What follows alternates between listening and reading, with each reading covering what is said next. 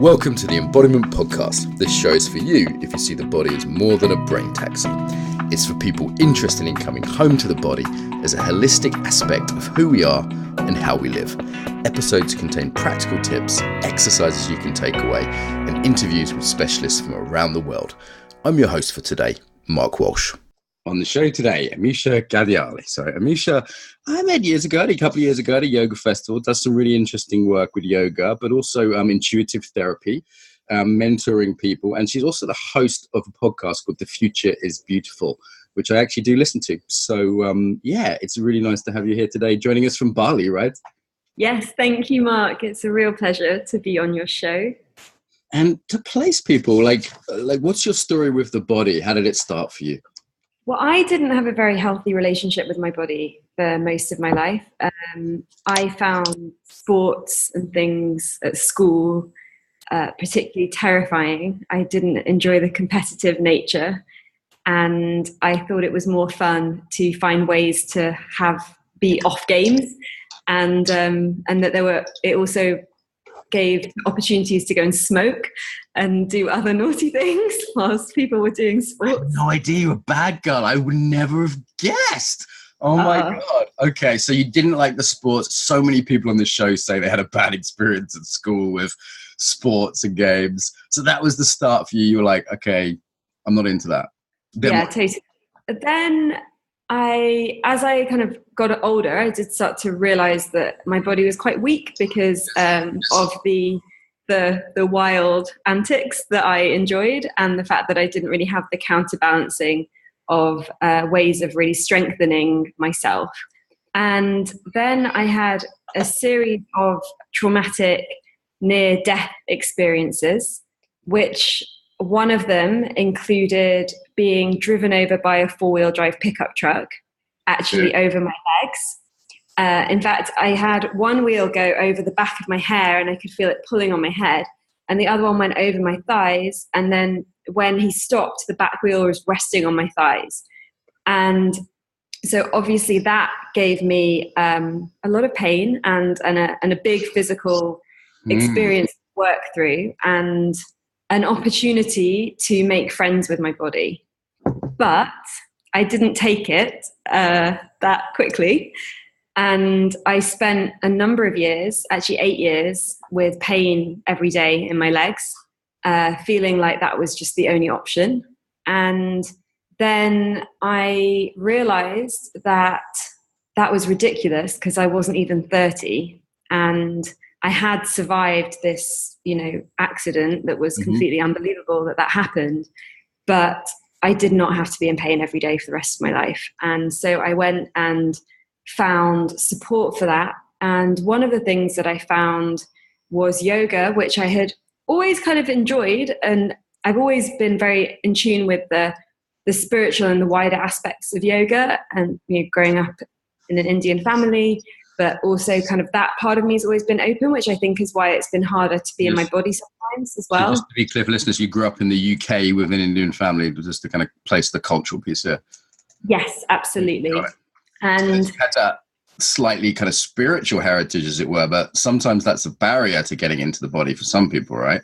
Did you find it helpful or not, having that kind of heritage? I don't know how much the heritage influenced it, but I feel like my parents weren't particularly into the body. They're psychiatrists, and my dad's a Jungian analyst. Wow. Okay. One of them is Jain, one of the Indian religions, and one of them is Hindu. They had religious parents, so our upbringing wasn't so much into structure, and I feel like my dad was more interested in the mind and the psyche. And actually, we've had discussions more recently about how he feels that he was wrong about that he didn't pay enough attention to the body and didn't see the significance and the importance of the embodiment, actually, because he was so focused on the psyche. And so I suppose in a way I grew up with that without there being a very strong discipline around the body. And I think that having spiritual attunement, which I've always had, and been sort of open to lots of realms and information, it can actually make it harder to want to be in your body, because you sort of, I was one of those daydreaming kids that sort of, right. Yeah. Upper chakras kind of stuff. Yeah. I love as well that like you're from an Indian family and your mum and dad were psychotherapists, and I'm from a kind of white British Irish family, and my mum was a yoga teacher. So it's really fun, kind of multicultural upbringing that people are now having, right? There's all these different influences. Totally. And also a counselor, so this is why we're both fucked up, obviously. Yeah. So there's some influence there. Okay. And what really opened it up for you? So you start getting into yoga. Was there a moment that you went, wow, the body really matters? Yeah.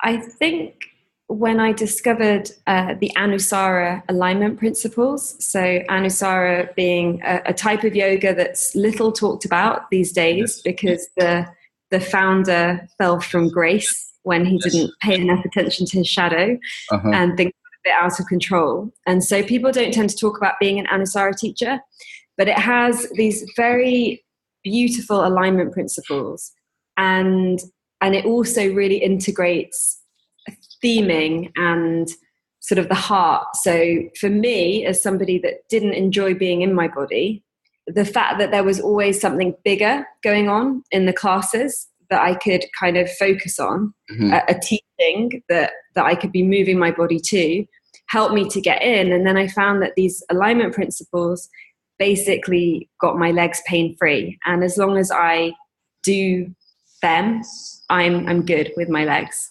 Right. So you had that motivation as well, right? Like for me, it was like, hey, I'm going to be alcoholic and depressed if I don't do these practices. For you, it's like my legs are going to hurt. And it's just that extra motivation to get on the mat or get on the cushion or whatever. Yeah, totally. But I think what's amazing is how long I was happy to have painful legs. Right. Yeah. The way we tolerate these things for so long. I've got a click in my neck, and I kind of had it looked at a while, and it got better, and it's come back. And I think I've been tolerating it for a couple of years now. And it's not a big thing, but it's like, I know people that can help with that. It's like, pick up the phone, it's how we tolerate things is quite incredible. Why do you think we do that? Why do you think we tolerate pain or emotional pain, like for a long time? I think in some ways we can't always imagine that there is another alternative when you're in it. And I think also we have an attachment to our suffering. Yes. And I definitely did. I am, I'm a sensitive soul, as most of us are really at the core of it. And everyone was always telling me, you're too sensitive and, take things too personally. And for me, I was always feeling a lot as I moved around the world. And there was not really, I didn't have a way of validating that or kind of understanding that pain. So when it was in my legs and I could focus on it being there, I think it made it easier. If that makes sense. Yes. Yeah. There's a way of going, okay, this is tangible. Like this is, and I know like people who self-harm have this thing of like, okay, this is a tangible pain rather than this abstract emotional pain, which is much harder to deal with in some ways. Yeah. So it brings the suffering down to the sort of body kosher, doesn't it? That kind of body level, which is in a way reassuring. And then there's the attachment to the pain in terms of identity. And then there's just the fact that we just get used to something, it just becomes normal to be clicking my neck 20 times a day or whatever, like it just becomes a normal thing, right? And then other people look at it and go, what are you doing that for? It takes someone else to just go, that's not normal, right? So, it's like, oh, I'm always depressed. I've got friends that just like, I just always feel bad. And I'm like, wow, as someone who's mostly happy, I find that strange, but for them, it's just what the fish, the water they swim in. Can I come back to John Friend? Because coincidentally, someone sent me a link to a sort of takedown site, which was like predators of yoga, and someone sent me this yesterday because I noticed there was a lot of good teachers who had trained in Anusara. So I was looking at this and I was kind of musing about this online. Oh, what is this style? And a few of my colleagues are trained in it. I really like how they move and how they teach. And immediately someone sent me this kind of takedown site, and I haven't looked into it, so I can't say whether I think things are justified or not. Or these days, people get taken down so often now. I go, when is it just a huge shadow, particularly of senior male teachers, Eastern and Western, which seems to be it's not a surprise, right? It's like, oh, big deal yoga teacher involved in a scandal. it's not really news anymore. It's just almost every teacher, almost everyone. And the same with Tibetan Buddhist teachers, Japanese teachers, whatever. And on the one hand, part of me goes, it's so common now that I just go, okay, whatever. It's just every teacher out there. Or do I, a question for me is, do I discount the work? You know, right. do I go, you know what, I'm probably not going to train with this guy because there looks like enough smoke here that there's fire. You know, if there's one accusation, I think probably had a crazy student. If there's 10, I think maybe something was going on there, you know? And I go, do I discount the practice because I've discounted the person, or do I somehow separate that out? You know what I mean? And I also think, you know, probably one day this will happen to me at some point, you know, either justly or unjustly, someone will say, okay, Mark's work is now invalid because I fucked up, because we fuck up. And I go, okay, like, how's that going to play out? What do you think? This is this sort of post-scandal era we find ourselves in yoga now. Yeah, it's a complicated time. And I personally feel that the Anusara principles, you know, the manual of Anusara yoga is incredibly beautiful and incredibly intelligent in the way that it understands the body, in the way that it understands the mind, in the way that it understands, you know, the soul and what it offers. And I know that John Friend, I mean, he created that. He had a whole bunch of experiences, and he trained with Iyengar. He spent time with Guru Mai in her ashram, and then this all came to him, and it came through him. And for me, that is beautiful. Like, the work is beautiful. I personally didn't ever meet John Friend. I started Anusara yoga after it had already collapsed, but at a time when all of my teachers were still in a quite traumatic place. Yes. And so I feel like for me that it's been about being sensitive to that and to them. But yeah, so I don't know if I know John Friend's actually teaching now. He's got a new system, and I don't feel necessarily like I need to go. Yeah. But I'm happy to talk about Anusara as part of my journey, because it is, and it's wonderful. And he actually handed that system over to other people, right? So Anusara is still going under new leadership, as I understand it. It is, but all of the teachers that I know well and that I've trained with, none of them are accredited Anusara teachers anymore. Got it. Okay, so you get this unofficial. But the interesting thing about that is that they, in a way, became free to bring in more of their own essence into their teachings when they were no longer official Anusara teachers that had to, you know, tick all the Anusara boxes. And so, for example, one of my teachers, Sienna Sherman, has now created her own school called Rasa Yoga, which is incredible and brings in a lot of mythology and just deep work on the psyche and a whole load of other things that is really pertinent to her and what she has been offering and bringing. And Tara Judell has created Embodied Flow, which is... I know Tara. Did she have an Anusara background? I wasn't aware of that. Yeah, absolutely. In fact, I did an Anusara immersion with Tara. She was one of my teachers. Okay, it's interesting to know, because I like her stuff too. So I keep meeting people that have this background. She was one of on the conference we did. She was one of the speakers I really liked. So you know, it's interesting. You talked about shadow before as well. It seems like a lot of the teachers coming from the East or trained in the East were really missing the shadow piece, and that really bit them on the arse. And like, I had a couple of warning shots, so we say, in my career, and one thing I committed to was like, okay, weekly therapy. As someone who leads a school, as someone who's created a practice, this was to me, and it's like, wow, I am flawed. I am really flawed, because we all are. And I went on one level, right, on that human level. The problem is the spiritual level, you're not flawed, right? So on the spiritual level, you're like, you know, I'm God and I'm one with the universe and everything's perfect and it is what it is. And on the human level, it's like, yeah, but you're fucked up. And it's committing to that therapeutic work for me seems to be an upgrade from the previous generation. Yeah, absolutely. And, you know, part of it is that I feel like more and more unfolds in the collective consciousness, right? So we are at a time where there is a lot of conversation and acknowledgement of our shadow, of the very relationship with power Well, no, the male shadow right now. That's what's being emerging, not the female shadow. We're not ready for that. Yeah, I don't know if that's entirely true. Like, I think that women are. You hear those discussions? Yeah, I mean, I do a lot of women's work, and I'm part of a lot of women that are really working with their shadow. You're the leading edge, though, right? That's not in the main culture of the world right now. I'm going to push back up on this a little bit, because I definitely see great women doing shadow work, and my students and friends, and there's really good shadow work being done, but I don't see that in the public cultural domain. Yeah, well, I suppose that's because where we are in that journey is we're at the very beginnings of a breaking down of a patriarchal system, and it is unfairly being translated as a man-woman thing. But my understanding is that we've all been victims of patriarchy. And so I hate the word patriarchy because it sounds like it means men are in charge, just because of the root of that word. But actually, as I understand it, the official meaning is a small select group of elite men who are in charge. Can I just check about the same thing? Because that's quite different. I'm not sure if my Irish peasant male ancestors really want to be put in the same box as the kings of England, Yeah, totally. I mean, I don't think of it as like patriarchy means every man, I think that patriarchy means that the dominant system has been created by elite men on a set of values, and that everyone else has been having to adhere to those. And that's what's breaking up.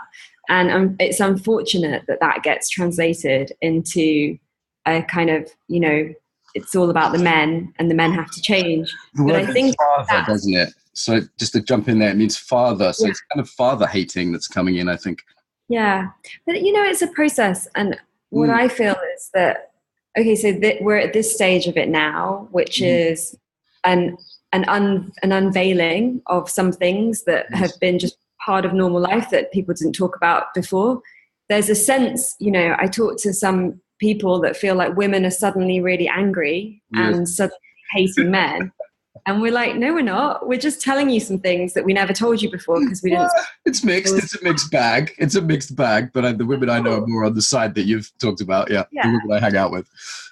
Yeah. Of course, it's always a mixed bag. I mean, we can't really ever generalize with any of this. Yeah. But I feel like that there are a lot of women that, are sharing these things, not to blame and persecute, but just to clear it out, get it out in the open so we can start to create something new. And that energy is kind of, it is dissipated and transformed.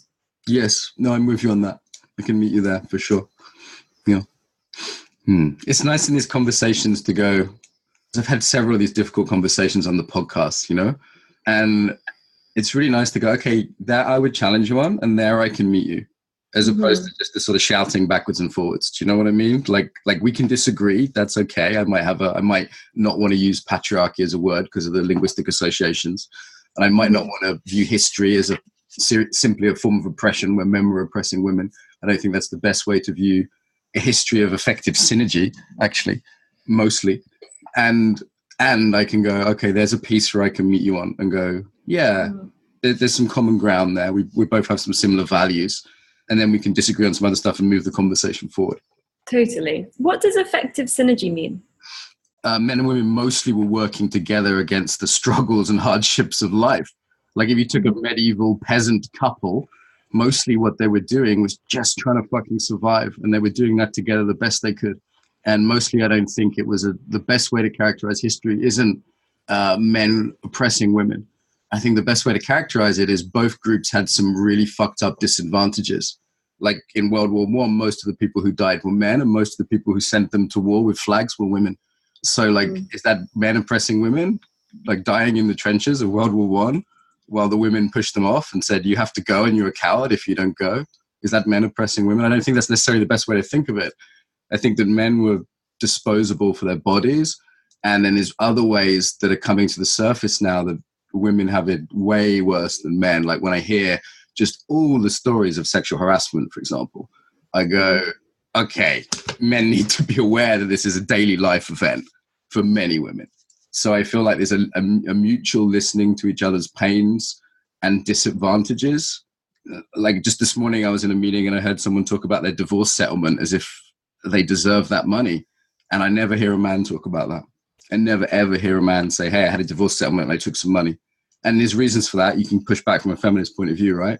But I feel like there's real different pains, like child custody would be another one. I hear men talking about losing their children. I don't hear women talking about that. And then I hear women talking about the way they get talked over or the way they get ignored. And I go, okay, I hear that more from women. That's interesting.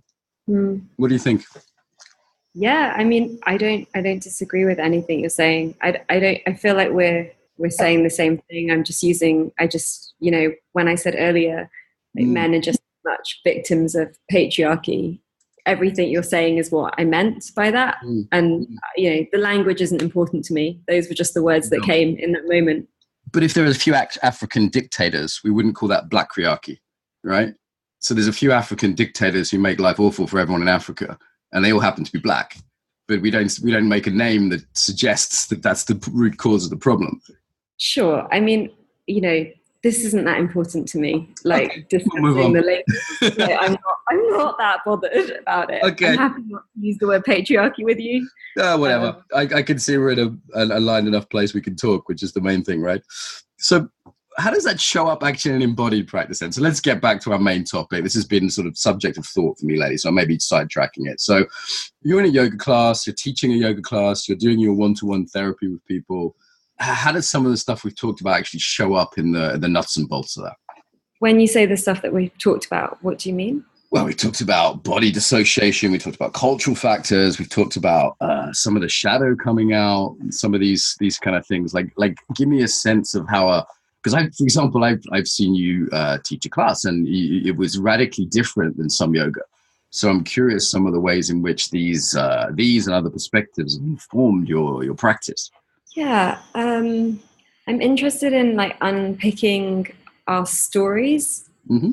And when I teach a yoga class, I think of it almost as a piece of immersive theatre that we all get to play in, So we're opening something up within ourselves, a new possibility, and we're able to let things go and we're able to act it out. I'm a big fan of mythology. I really love mythology. It really speaks to me because I feel like it takes us to a place that's a bit out of our mind. Yes. Where we're able to make sense of something on a level that our mind perhaps can't. Yes. And what mythology? Like Indian style mythology, British mythology, like all mythologies, which are you bringing in? I'm curious. I'm mostly working with the Indian mythology. And so I mostly work with Shiva and Lakshmi and Kali and these kinds of deities, and I think of the deities not as gods, but as archetypes, as something that we have an essence of inside of ourselves, which is how Tantra, as in not the sexy stuff Tantra, but the good Christopher Wallis stuff, the Tantra philosophy, that what that is, and it's that philosophy that Hinduism, Jainism came from, that my culture came from. And for me, teaching using that mythology has really helped me to feel much more connected to my ancestry, to my grandmothers. It's a beautiful practice. I feel very blessed that, living in England, well, kind of living in England, but being Western by birth, and of course Eastern through ancestry, that this is a time where those ideas are suddenly interesting here. So when I was younger, everything about being Indian was not that interesting actually to everyone that I grew up around. It was different. It was something to mock, to laugh at, to not understand. And I feel enormously privileged that we're here in a time of the world where actually people from outside of my culture are really interested in my culture. And I feel really privileged to be able to hold and share those teachings because I feel them in such a deep place in my body. I can't even explain. Yes, I get that. So I would have a few pieces here. So if I just want to underline this, I was actually thinking about researching Irish mythology on the walk to come and interview you. I was actually walking back home thinking about Irish. I was thinking, you know what? That's my heritage. That's in my bones. I really need to look this up because most of my mythological background is from other cultures. And I went, this is the mythology in my bones. And there's all sorts of myths apparently about different kings and different things. So I went, you know what, I need to look that up culturally. And then the other piece is Justin Mastin was on the show. She uses science fiction narrative and mythology. So she's using sort of Star Trek and Star Wars and Game of Thrones, all this kind of stuff, to sort of this modern Western mythology. Which was great. And it reminded me when I saw you dressed up as one of the Hindu gods, I think once. And, Justine Mastin dresses up as R2-D2 or whatever when she teaches yoga. It's fantastic. And really accesses this whole group of people for whom that's very, like Star Wars is very resonant to me. These are the mythological characters of my childhood, which resonate in me. It's like, it's certainly got a bit of Han Solo in me, like there's a way in which that archetype resonated very deeply with me. The bad boy adventurer kind of, but good underneath, and there's this, I think we need strong mythologies, whether they be science fiction, whether they be ancient. And the other thing that occurs to me is there's a certain fetishization of Eastern culture and mythology. Like, so maybe back in the 60s, it was like, Western civilization is superior, just ignore that. That's all just myth. And now people went, hang on a minute, there's a psychological depth to this. So maybe these gods aren't real in the sense of like, they're not physically going to come into your bedroom and, drink a tea with you, but there's a psychological reality to them. And first question is like, how cultural do you think that is? Like if I studied Tantra with Christopher Wallis or whoever, would I really access those as a sort of white British Irish guy? Would they like I found with Tibetan Buddhism, a lot of the gods and stuff, there's a bit of it that's universal and a bit of it that just seems like outside of my cultural frame. Do you think they're universal, or do you think there's you have to connect with them culturally? I connect more with Freddie Mercury as an archetype than I do with Ganesh. I think we're all different. And I mean, I've actually taught Star Wars classes that have been pretty fun. We've got our lightsabers out in class and moved our bodies that way. I've actually committed myself to my cultural heritage and to be teaching that. And actually now most of my classes are focused around Indian mythology and, Indian mantras. And, Christopher Wallis, amongst others, Sanskrit scholars are people that I study with, as well as swamis and other teachers that have come through my family and outside of the world of yoga. I don't know is the answer about, who can study what and who resonates with what.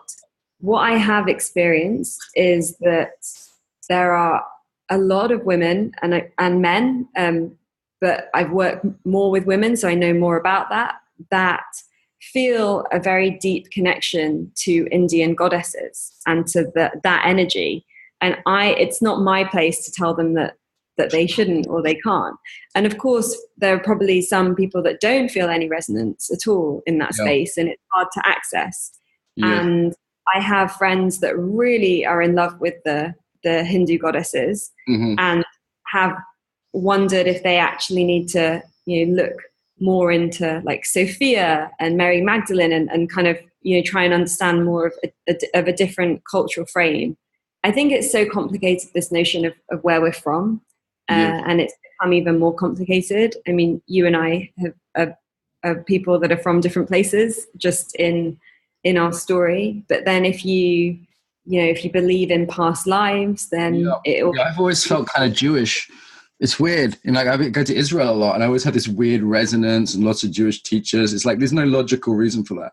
I don't know if that's a past life thing. I'm not sure if I believe in that, or is it just some I'll use the hippie analogy of the frequency that I seem to resonate at. Is it because there's a shared trauma background with the Irish?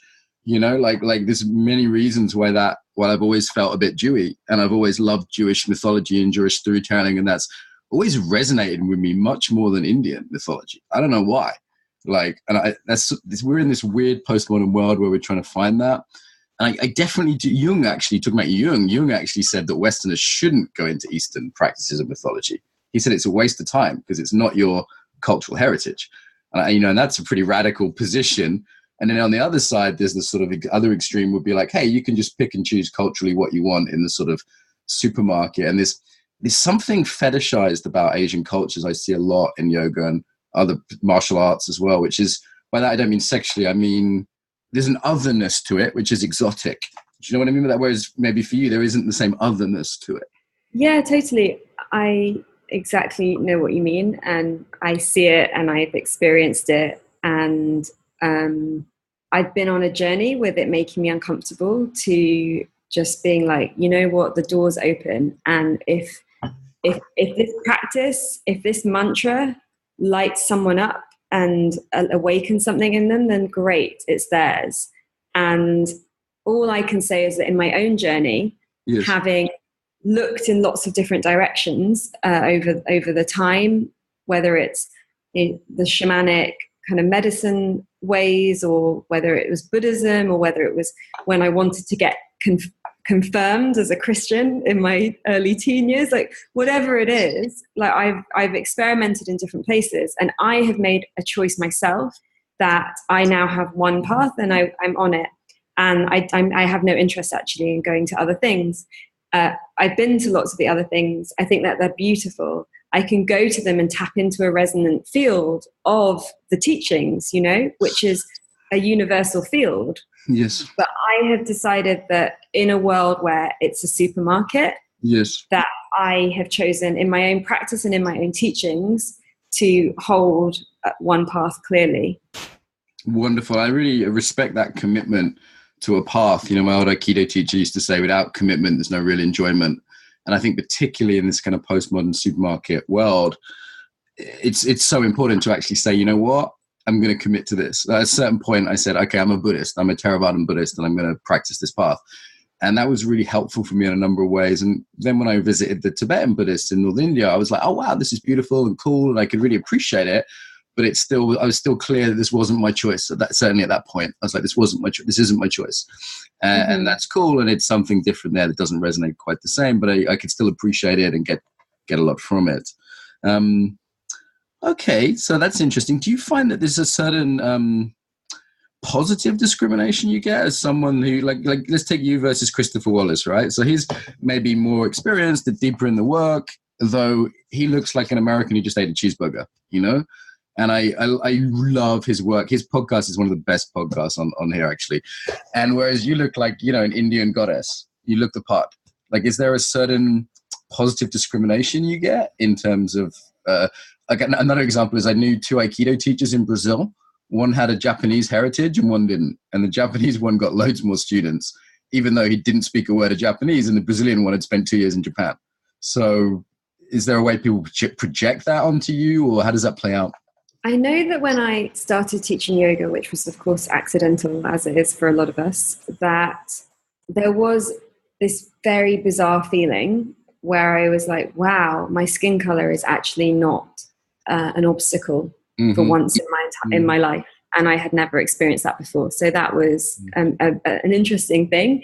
And I remember somebody came up to me at the end of a class at a festival and said, thank you, I've never been taught yoga by a real Indian person before, which then led to a little bit of inner questioning of whether or not I was a real Indian person. Yeah. You're like, what are you talking about? and what that meant. And so, yeah, I mean, there could be. I mean, I don't know. I don't have like, you know, I have a very humble amount of people that come to my things. I don't have a big following. Like, so if you compared me and Christopher Wallis, I mean, who I call Harish, I mean, he's blowing up right now. He has a huge following all over the world. I don't know. But what I do know is that my commitment to these practices and my commitment to really hold these practices in depth, and the way in which I've used these practices to really connect through my ancestry on really deep levels. And the fact that I spend 3 months a year in India, and I go and I sit in temples, and I receive the transmissions. I know that means that I'm able to offer something of real depth and of real worth. And that's obviously more than my skin color. And I know that it's nice that I can do that, because it has given me a gateway into being Indian that I might not have had another way. So I'm grateful. Yes. I think these instances are very interesting, where the sort of normal discrimination is kind of flipped, you know? like in many sports, men have it easier than women. And like in martial arts or, you know, most gyms, there might be discrimination against women, like a man explaining how to use the weights machine to a woman that's used it for 20 years, you know? And then like I've noticed in yoga, that gets flipped a bit. And all of a sudden I've been in yoga classes as the only guy feeling totally out of place while the teacher talked about everyone's bra straps or periods. And I went, okay, I'm now having a different experience than I normally have. It's like flipped on its head than the standard experience, you know? So I find this quite interesting. People talk about privilege in inverted commas like it only ever works one way and it's not situational. Maybe that's a side topic. Go on. Well, I was just going to, I haven't had like a huge kind of outer world experience of positive discrimination. Right. Okay, cool. I'm genuinely asking. So, yeah, no, I'm happy to talk about it. I've had an inner shift of relief of feeling like my skin color is not a barrier. Right. It's not like because I am brown and Indian that I get booked by everyone because they want someone brown and Indian, you know, at every yoga event. That's not happened. Yes, though I tell you for a fact there is positive discrimination when it comes to bookings. And for example, at the conference, we were actually pressured by a number of people into doing this. So that absolutely happens. I can tell as a conference organizer and as an event organizer, that absolutely happens. That people are positively discriminated against being women, though actually male yoga teachers may get some of that too, because sometimes it's like 7 female teachers on the lineup and they want a guy, you know? Yeah, I mean, I've definitely had that as a speaker, not as a yoga teacher, but I've done a lot of work in politics and sustainability and other work. And I definitely, you know, have been asked to be a woman on a panel like many times. And I'm sure my skin color has helped that. Rent a brown woman. That's well, luckily we're on a podcast, so it's not a factor for us, you know. but I haven't really experienced it as deeply as you know one might have imagined. In yoga, but we were pressured. Maybe this is the beginning of that. Who knows? Yeah, maybe. You know? And then you're in this ethical question, isn't there? You know, like, do I take this job or not if this is why I've been given it? But how do you ever really know why you've been given a job? You don't. Though sometimes I do tell people. You know, one of the speakers I called up and said, "Listen, you're good enough to do this job, but the reason I'm calling you is because you have brown skin, and I hate this situation I'm in, and I'm being pressured, and I'm discriminating against you. This is racism. Are you okay with taking this job?" And I said, I trust you to do a good job because I know you're good enough, but this is why you're getting the phone call. And he's a good friend of mine. And he just laughed and went, yeah, I'll take it. But I was completely upfront with him about that. I said, this is what's happening. Why did you feel the need to preface it in that way? Because that's what was happening. So the reason I was phoning him up was because we were getting a certain amount of pressure. And there was a certain amount of, basically people were saying, we're going to close down this event unless this happens. And I went, I'm not prepared to book speakers who aren't any good, but I am prepared to pick up the phone to people who I know are good enough, who also are brown.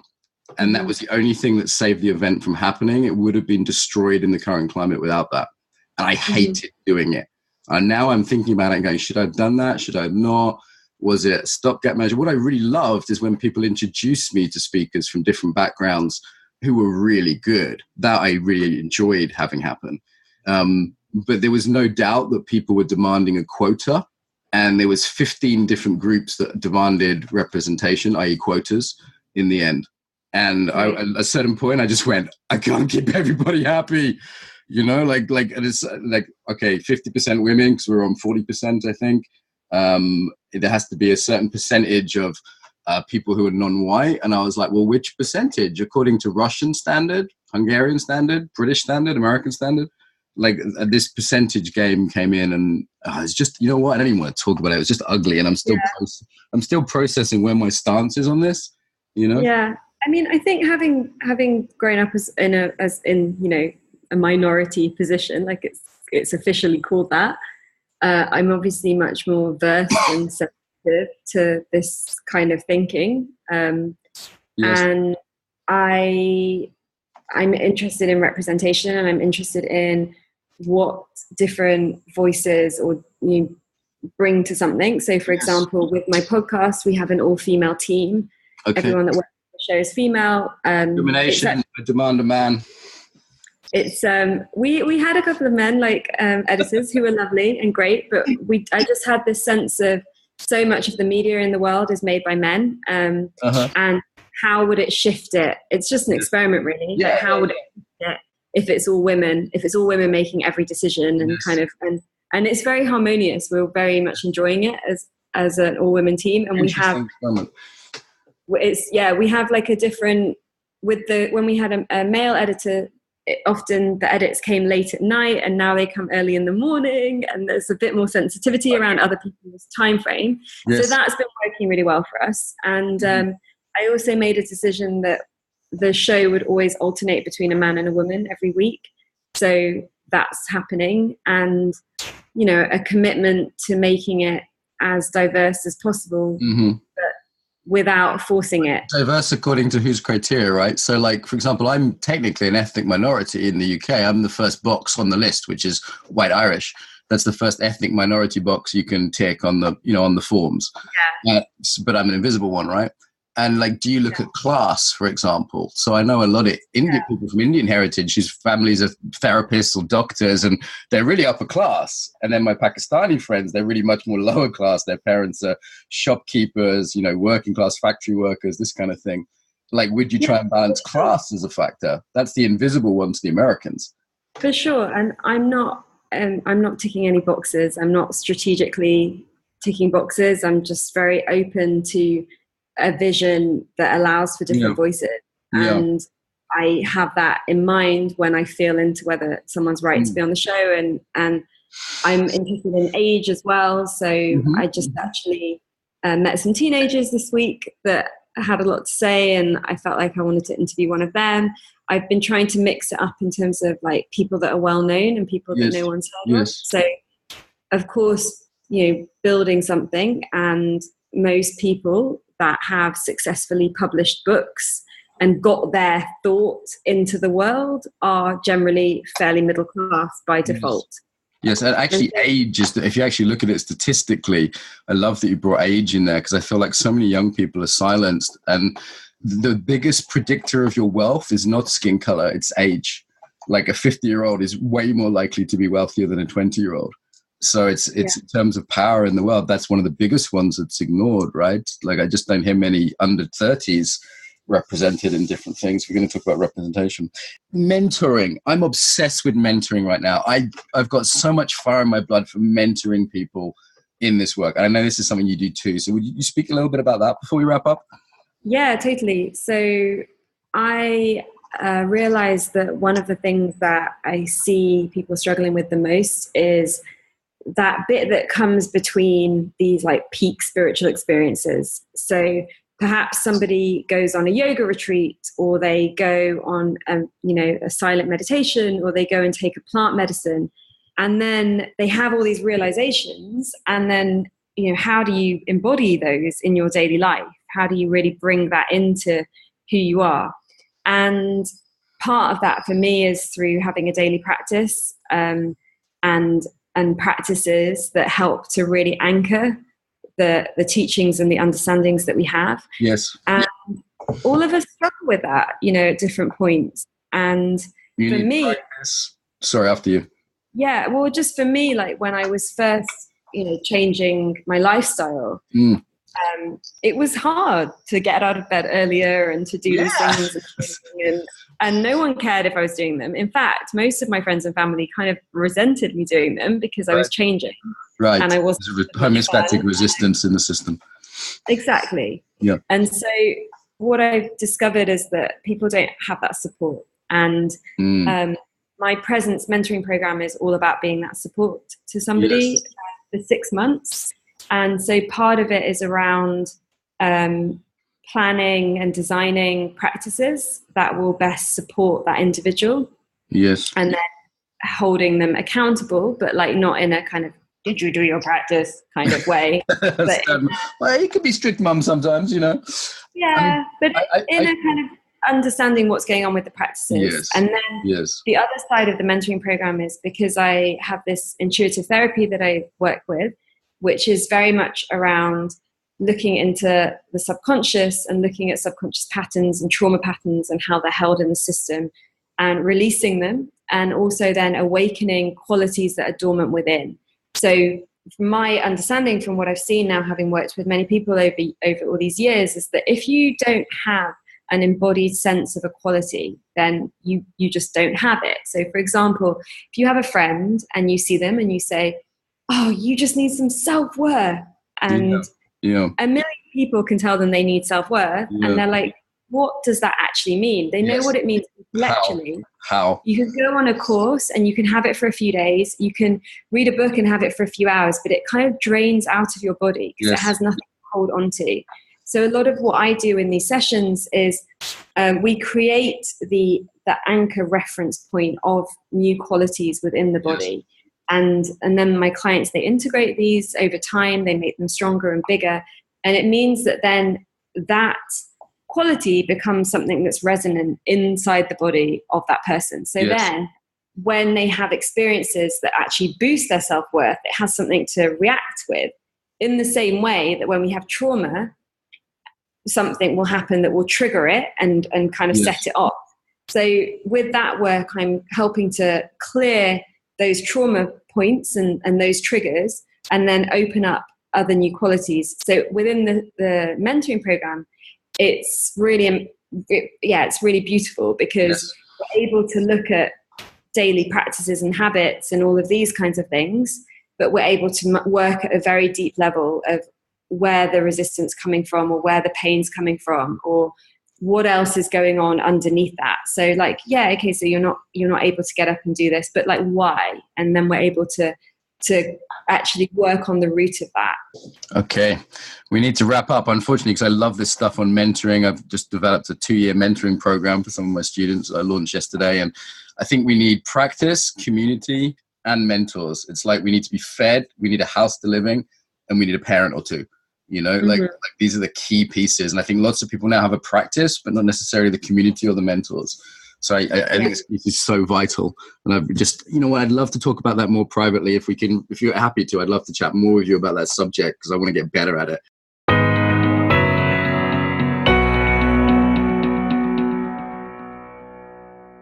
Okay, so we're back. Basically, we had a little chat, and after last time, decided it was a bit rushed. So we've decided to record a little bit more. I felt like Misha had a lot more to offer that we didn't get round to. So if the tone or the volume or anything else sounds different, it's because it's a whole different day now, listeners. And we're back. So how are you today?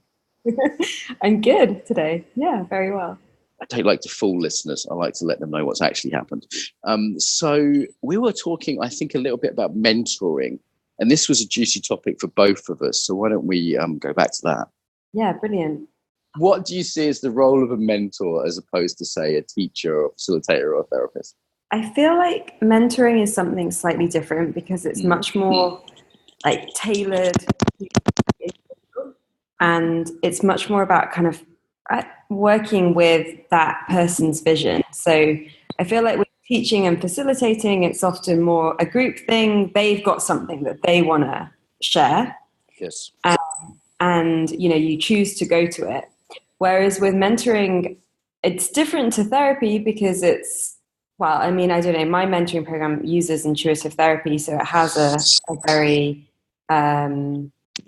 precise modality that is around removing blocks and releasing trauma and looking at where our patterns are.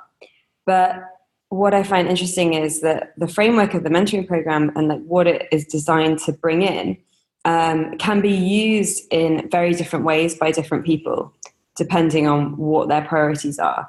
And I feel like there are so many questions that arise on the kind of path of spirituality and embodiment and mysticism that are so individual, and that kind of decoding of personal experience and having somebody to go to with these different things that might come up, be it like a dream or something that's just happened or an idea or a fear or whatever it is, and have somebody be able to hold that with them is quite profound. And I met some people along my journey that held this role for me in different ways, but not as tightly as I would have found useful, which is where really the vision for this program that I created came from.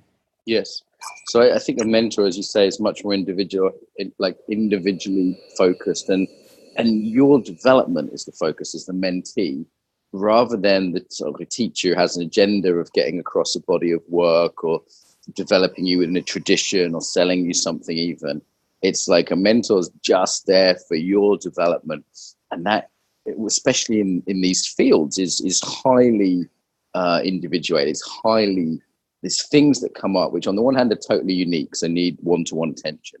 But on the other hand, things come up that are classic, that, you know, I've got a couple of mentors and they go, yep, I've seen this before. Yep, this happened to me. So it's basically like the idea, not that they know something that you don't know, like a teacher who could be younger than you, for example, but they've been where you want to go.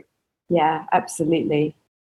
Yeah, and with my mentoring programming, it's a lot around, I guess it's spiritual mentoring. I don't call it that, but there's a lot that happens when you open up to all these teachings and change your lifestyle, and a lot of it is quite isolating and confusing and hard to kind of decipher.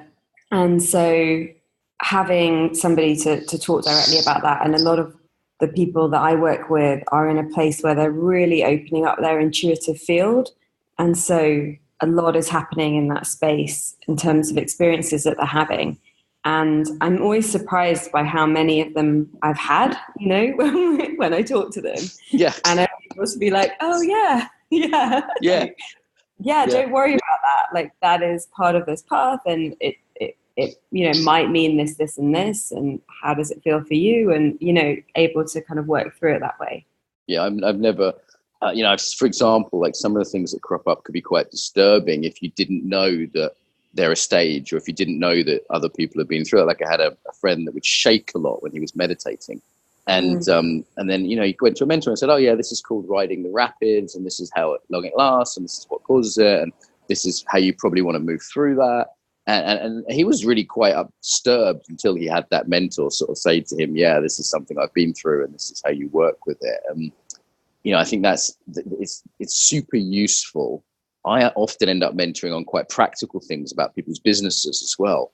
You know, it's like in terms of selling things, or in terms of the marketing, or in terms of, like, they'll say, oh, I need a good web designer. And I go, okay, I've got someone that can help you. And I end up, it's quite practical, a lot of the mentoring I've ended up doing around people's, it's almost like they're already pretty good at the embodiment side, but they need help with the getting it out there in the world side. And that's what they come to me for mentoring for, I think. Yeah, nice. I mean, yeah, I feel like people come to me for different reasons. Often it's about kind of understanding their energy and understanding their intuition, and really finding ways of embedding the knowledge that they have in their minds really into their whole kind of being. And yeah, it can be anything from kind of people that are developing sort of more of an energetic understanding, and then realizing that they're really affected by other people around them. So then looking at how to create really strong energetic boundaries, and how to know what's yours and what's not yours, and things like that. And I find things like that quite hard to teach. Yes, it's more one-to-one work. And the other thing I've noticed, which is really beautiful, I had this realization, is that people want to be mentors. Like, it's a very human urge to want to pass on what you know, and I think it's part of the sort of nurturance genes we have, but people usually put all that into parenting, which is fine. But it seems to me there's a sort of professional nurturing urge that we have, which is like, you see, and I'm imagining tribal societies where people taught each other. I've seen this being quite gendered as well, like men teaching boys, women teaching girls. And there's something that I see that's quite natural in that. And one time I went up to a potential mentor at the end of a big talk she did for 1,000 people. And I just went, I like how you sound. I need a mentor. Would you mentor me? And she took one look at me, said, let's have a conversation about that. And then ended up mentoring me. We had a chemistry call, and then she mentored me for a year. And this person has an OBE. You know, this person's kind of famous in what they do, and, you know, makes a lot of money. And she could charge £500 an hour for coaching, but she gave it to me for free. And that urge that I've seen in my own mentors, like Paul Linder and Strozzi and other people, but also in myself now as I've gotten older, is a very natural urge.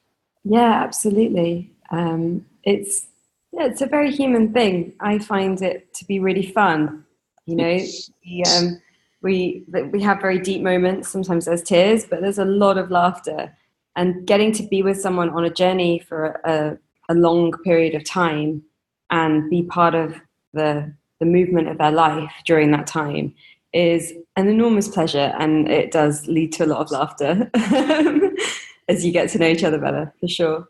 I really celebrate the success of my mentees when I see their business has done well, or their latest workshops are up, or I see that there's a sort of increase in their professionalism or increase in their skill. And I really get a sense of like vicarious mudita, you know, that vicarious satisfaction from seeing them prosper. And I love it when I get a text saying, oh, we just made a load of money on this course, or hey, I just got invited to speak at a TED, or, you know, like I really enjoy that. So it's quite selfish, really, in a funny roundabout way. But like for me, it's I hear grandparents say the same thing. You know, they get so much satisfaction from looking at their grandchildren.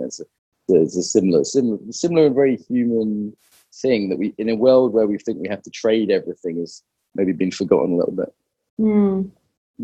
And I hear you talk about mentoring being a bit more serious. Like I've really enjoyed making my mentoring program official for the first time this year, and saying, okay, actually, I would like payment for this, and it's a 2-year commitment, and I'm going to be committed to you for 2 years, and you know, and you're going to be coming to these regular meetings for 2 years. And it was interesting because to me, 2 years of mentoring didn't seem that long. In martial arts, that wouldn't be considered a long time, for example. You'd be looking at 5 to 10 years in martial arts minimal. But for some people, it was a real commitment, you know. And I ended up filling up the program with 10 mentees, so it's fine. But it was quite interesting how much of a barrier there was for some people in really stepping into that. Yeah, I've noticed that too. And mine's only 6 months. And then also, what do you think? Another thing I've noticed is that some people start to have a lot of really beautiful shifts and changes, and so then there's like, I don't need this anymore kind of feeling. Okay. Then of course, then a dip comes, and you know, and you get to go deeper. Yes. But I think it's part of that, you know, that kind of quick fix culture that we've got that makes us think we just need something to kind of just get back onto, you know, and onto the edge, and rather than embracing what really happens when you go for depth and time and allow something to become very much part of your life. Because I see a mentor relationship as essentially a long-term relationship. It's a bit of a marriage, you know, perhaps not a marriage, but there is a quality to it of commitment, which is different from the spiritual supermarket. And, you know, one of my mentees said, I've never had a boyfriend for 2 years. And it's quite young. and I was like, oh, that's really sweet. But also I was like, but I actually really got why for her that was a big deal. Do you know what I mean? Like what do we sign up for that lasts 3 years? University courses? That's a commitment for 3 years. But there's not much else, you know. And I think there is something nice about making it a little bit committed in a world of superficiality. Like in business, for example, people have a lot of mentors. It's not unusual to have a mentor in business. So you see the same outside of spiritual communities, you see absolutely the same urge arise in people, even like quite hard-nosed business people, particularly those without children, I've noticed, really like mentoring people. And, you know, a professor I know at the academic university, his funeral, there was at least 50 people who'd gotten PhDs through him that he'd mentored. And, you know, so it does exist in various forms, I see. But there's something about that actually committing to it, which is a bit missing, I think, often. Yeah, definitely. Tell me more about the intuitive work then. So you mentioned it previously. Like, what give us the elevator pitch. Like, what is that?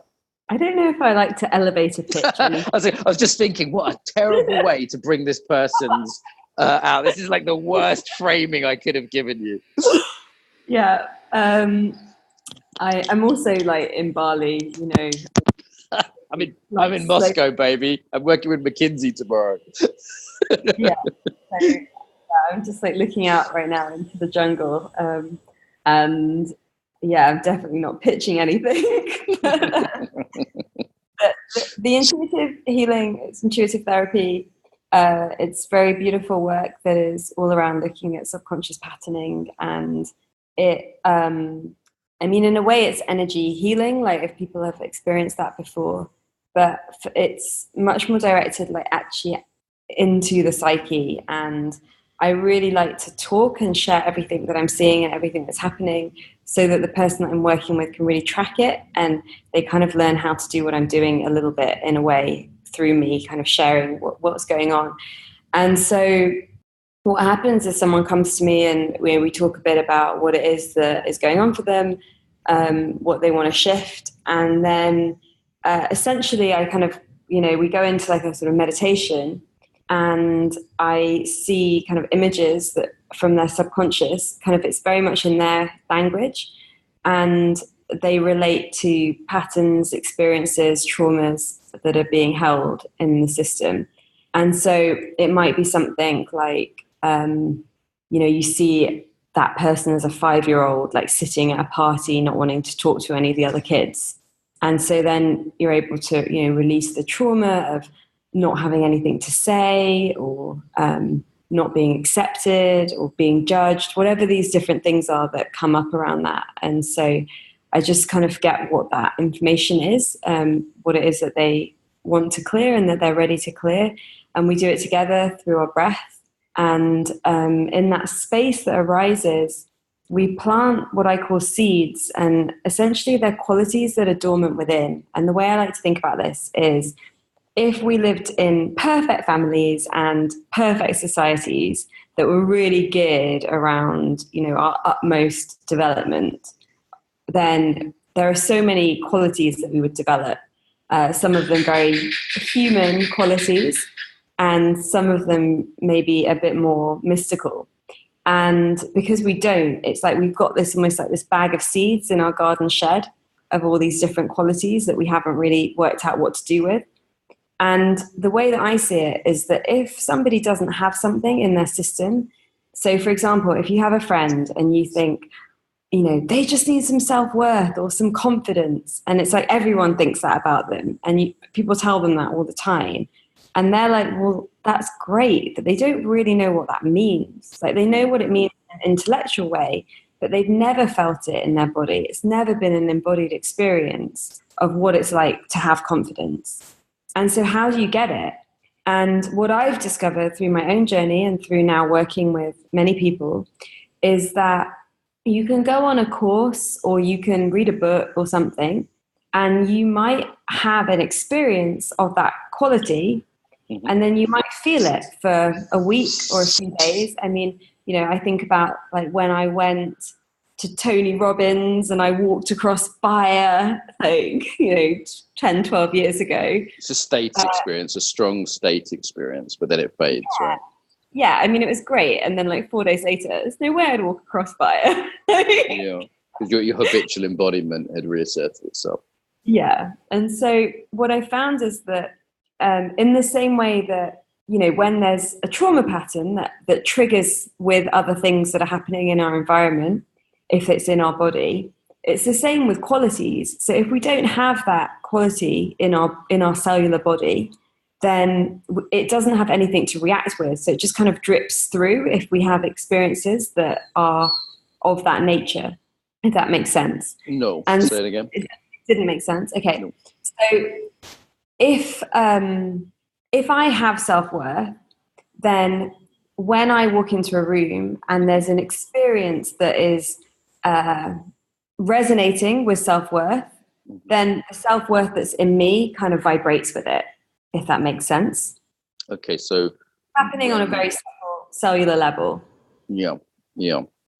I doubt it's cellular, but is that a metaphor, or do you mean that literally? I mean that literally. That's how I've always seen it when I look at someone, and that's what the work of like Bruce Lipton and Joe Dispenza kind of back up, that we kind of carry all of these qualities of our subconscious literally in our cellular body. And so, I mean, that's how I understand it. If you understand it differently, that's okay, and we don't need to have an argument about that. You sure you don't want another argument? I'm just joking. I don't need to go there today. Okay, cool. Yourself. So I just say there are other potential narratives around it, but continue. I don't want to get into that.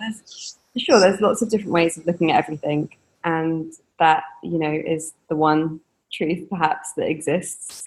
But what I have seen is that if somebody then has like an experience of this quality, so in the sessions we awaken these qualities, and then they have like a list of them and they go away and they integrate them, they make them stronger themselves through their breath and through working energetically. And I've seen people have completely different experiences with these particular things in their lives from doing this work. And so that's all I can go on, you know. It has been really beautiful in my life, and it's been really powerful in lots of other people's lives. And it's mystical, so we can debate the science, but there's stuff that science can't really get to, and that's okay. I'm happy to live in the world like that. Yeah, no, I definitely think there's unusual things out there and things that science doesn't yet understand well and may never understand. And I am with you. I guess I can meet you on the sense that what I hear you doing is helping people establish a practice to really embody something when they've had that shift, rather than just have the single state experience. Yeah, absolutely. Because I really feel like with healing, there's a danger of it becoming like the healer's like a magician. Yes. And, you know, you go to the healer and you lie down and you sort of give yourself to them and you don't even know what they've done and they don't tell you, and then you leave. And I had experiences like that, and I found them very like unsatisfying and a bit strange. And I'm much more interested in creating experiences that are very energetic, but that also can connect with the conscious mind as well as the subconscious. And then has this way, you know, you have something to take home and really anchor the shifts, because all of these shifts can be reversed unless you take the action and the discipline in order to really embody them further. Yes, this is very much aligned with how I teach embodiment. In the humanitarian sector, they call it capacity building. That's the buzzword there. When you go into a community, in their case, it's communities, and you actually build their own capacity rather than just drop off the bags of food. It's the teach a man to fish rather than give them a fish thing. But I think there's real wisdom in that. And also I see it, the healing versus education would be a kind of frame here. So for me, it's like helping people, like it's fundamentally disempowering to come in as the expert, fix someone without telling them what you've done or how they can do it for themselves. When it's a reoccurring problem, all you've done there is created dependency. And, I know people like on a bodywork level that, have to go to a chiropractor once a week in order to feel okay. And at no point have they ever been taught to sort their own back out, compared to, say, an Alexander technique teacher who would actually be trying to educate you to notice your use that's causing, say, the back problem. So it's a fundamentally different frame. Yeah, totally. And I also feel like what I love about this work is it's not limited. It's not really a framework. It's very much about whoever the person is that's in front of me. And I feel like with this kind of level, I don't want to limit anyone's possibility. And so, I don't teach people what I'm doing and the way that I'm doing it, because I believe that actually they have within them their own way of doing these things. And so with like some of my mentoring program clients, where we're going much, much deeper with this work, it's for me about helping them to uncover what they can do, and that it might be something that I can't even comprehend. And I find that really beautiful. And so I'm always like opening that space for something that is much bigger than what I understand, rather than just passing down what I can do and the way that I see. And I'm very lucky in that the mystic that I met that helped me to uncover this, I call it, say, technique with like inverted commas. He was very much like that in his approach. He didn't say, this is how you do it. He gave me a few little clues, told me to go and literally talk to a tree and figure out how. Was this in Bali? This was not. This was in London. This happens in London too, on Hampstead Heath, talking to a tree. Yeah, absolutely. And no, I mean, it was a tree in Highbury Fields on the footpath. And it was really, it was kind of embarrassing, but that was also part of my journey to work through any of the shame and the fear around it. So when I went to Highbury Fields, and he said, you'll know which tree it is when you get there. And I went to all these trees that were a bit more hidden. And then of course it was this tree right on the public one, next to the tennis courts, next to the AstroTurf where all the teenagers are playing football, next to the pathway out the park. And I spent a long time, over a year or so, with that tree. And what he did actually was just gave me like some clues, and then he like sort of watched what I was doing and didn't tell me what to do. And that enabled, something to be born that's very real. And and for me, that a lot of this is, there's, with energy, with mysticism, there's a lot that isn't in books. Well, I think we've kind of covered the range of what's possible in mentoring. This kind of very hands-off approach to sort of saying, go find a tree and you'll know which one. And I sit down with my mentees and do marketing plans based on their accounts. So I mean, I think we're sort of covering the full range of.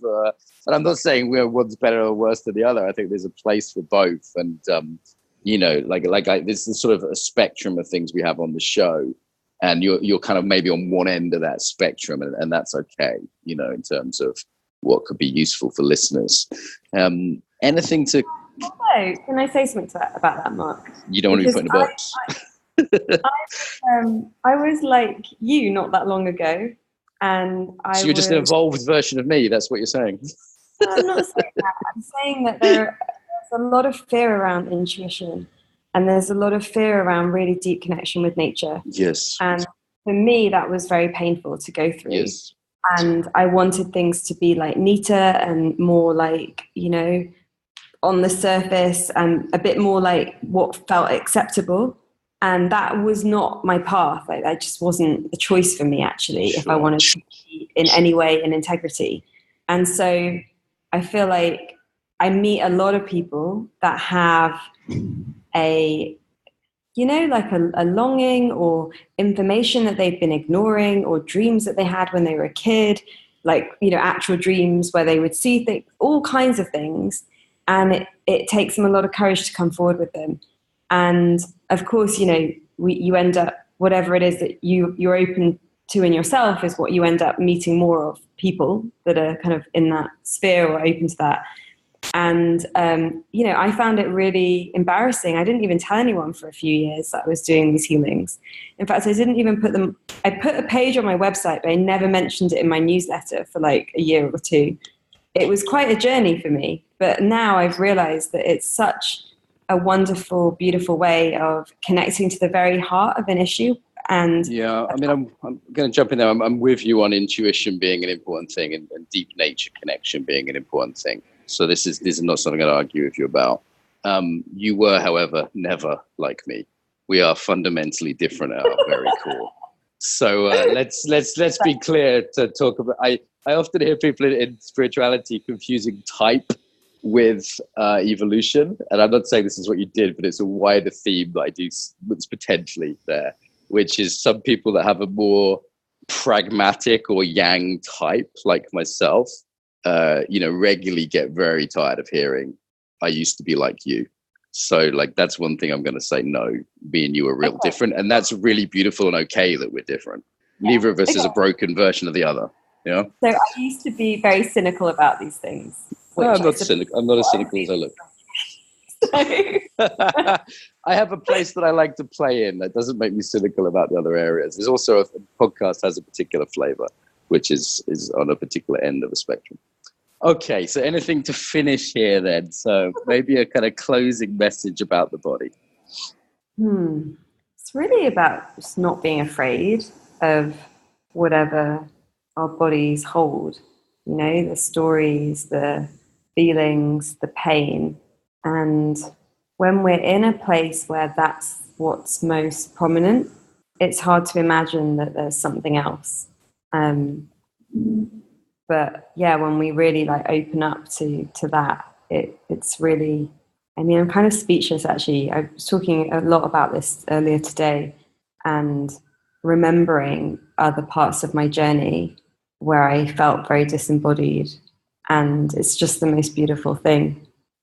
That journey is the most beautiful thing.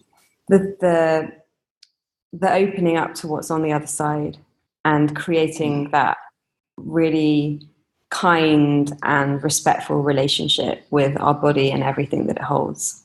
That is a beautiful place to end. Thank you so much. And just lastly, where can people find your details online so the editor can put that in here? Yeah, so amisha.co.uk, and that's where like the mentoring and retreats and everything is, and thefutureisbeautiful.co. Okay, thank you for coming back on, the first ever. So appreciate it. Thank you. You're welcome. Take care, Mark. Subscribe to get more. And you can also leave us a review on iTunes, which helps with our rankings. So really appreciate that. Equally, if you want to support the podcast even more, then fund us. Go to Patreon. Give us $1 per episode. Those who don't know, Patreon's a really good way of supporting things you want to see more of in the world.